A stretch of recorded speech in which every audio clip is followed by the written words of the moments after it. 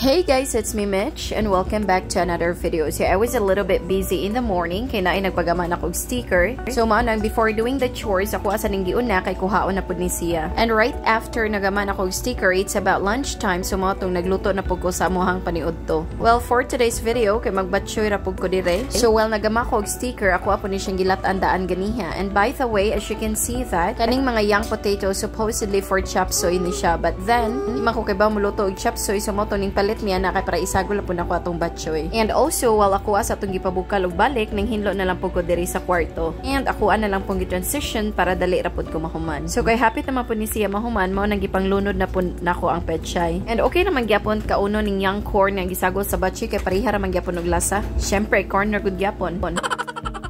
And this is it. Nahuman ako og luto ani. So right after ko nagluto, I'm going to have my class. Very haggard jud kayo ko nagklase karon. Well, this is just my private student. And nagad jud ko nakapangandam ato kay gikan ko nagamag sticker, nagluto, naglimpyo mo tong dali-dali na lang pug ko. And right after my class, diri na pug ko sa sala ng hinlo. And again, I just did it like a transition. So ako mga buhat karon kay pinaspasay ra gud gyapon as you always. Kay like I always said, even if how busy I am, but I always have to make sure nga makahinlo ra gyapon ko per me. So in the afternoon, nakita na ko si Austin diri sa kwarto nga gatan-aw day pud siya ning mga numbers, division, multiplication and everything. Well, ganahan mo na siya to. And finally, right after ko nahuman sa tanan akong buhatonon, nag-chill sa pud mi sa akong mga babies diri. So Austin's class today is only half day. So morning niya ang klase mo nang in the afternoon na ami diri. And as always, magduwa ni sila permente. But mas malingaw si Aiden og ako siyang inganion siya hang kuya. Well, feel siguro niya nga naa siya kaduwa like that. Kaya usahay man gud pud na ay laing world niyang kuya and si Aiden na apoy laing world. And also this is lunchtime so nikaon sa daypod si Aiden dire sa iyang paniudto. Well, ganahan jud kayo na siya og sabaw. So mao nang permi na lang pud ko magsabaw para niya kay mas daghan jud siya kayo makaon basta sabuan gud jud siya. So kay maybe dali ra niya maton or I don't know basta ganahan jud siya kayo og sabaw. So mo nang poryabuyag nakaduha pud siya dugang ani nga time. So of course right after our lunch nang hugas na pud ko dire sa among plato and nagtrapo-trapo ko sa among lababo. Well, anyways, always gid din akong trapuhan among lababo kay white ni ihang tiles. And if naara jud gamay nga buling kita na jud kaayo tungod siyang kaputi. As you can see there, ako agad jud na siyang gikuskus ug taman kay kana ganing naay mamilit, mailhan jud nimo kaayo. So that's the reason why nga no everyday jud pud ko manglimpyo kay among mga tiles is white. Pero bisan pa sa unang nga floor mat me or bisan pa og unsa pa diha, always gid jud pud kong manglimpyo. Kay lagi sa unang panahon na anat lang jud pud siguro ko nga sige ra jud pud kog lihok-lihok, panglimpyo and everything. And also after sa among lunch, nag-chill sa pud mi diri together with GP and nagchika-chika sa pud mi diri magamay about his work, about his life and our family and everything like that. And suddenly na ay bata nga cute nga ning duol na pud sa camera. While moving forward in the afternoon, nagpakatog sa pud ko ni Aiden ani nga time. And after he woke up, nang gawas sa pud mi kay medyo landong naman siya and manilhig na pud ko diri sa gawas. Walang katapusang panilhig diri sa gawas because of course it's very hot nga matay ang mga dahon uban. So mo nang nangalaya nga hagbong and me here nanilhig na pod. So maybe there is an easy way nga dali ra jud ko mahumag panilhig kato ganing na ay murag something break or sabay tawag na ay maybe soon makapalit ko adto. And also nang hipo sa daypo ko sa kunilabhan dere so mo na akong gilabhan ganihang buntag.